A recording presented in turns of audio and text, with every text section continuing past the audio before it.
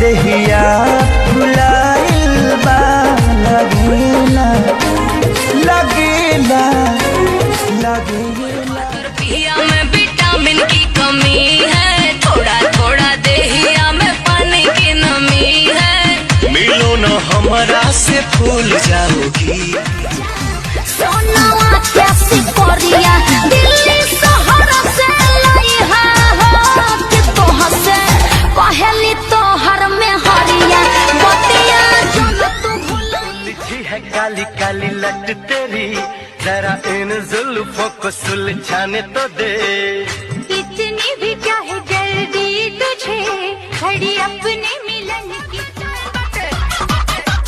मुर्गी के खोजता ते मुर्गा पे जाए बट मुर्गी के खोजता ते कपाही से करता ते कुकू ओकू कुकू ओकू कुकू ओकू। कि केने गइल से रे मुर्गिया कुकू हो कुकू। कि केने गइल से रे मुर्गिया कुकू हो।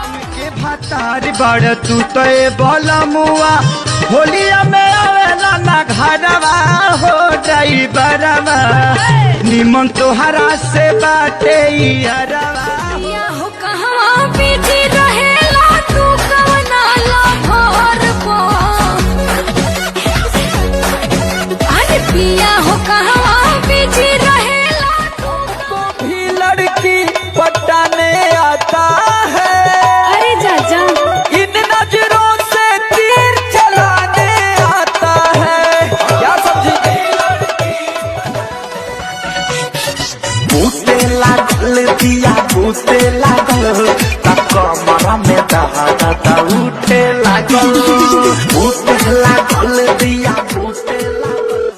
हेलो, मन भर बात कला आखिर रात आवता। क्यों ऐसे बोल रही हो? सुनाए जान परसो बारात आवता। तो सीधा कहने की नेता के कह देम हमरा बियाह में। बारू समझी नहीं सकीन तोहर करी आई गान करी।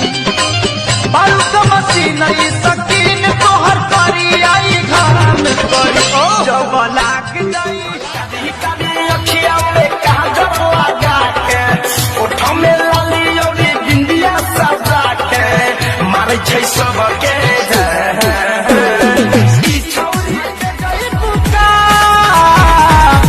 मेकअप लगावाला के फेरा में और के बेरा कई भूखा। गलती से थोड़ा माइक मिस कॉल मार देनी रे गलती से। रात रहे धार जाई सपना तोहार मन बिगड़ला हमार मन।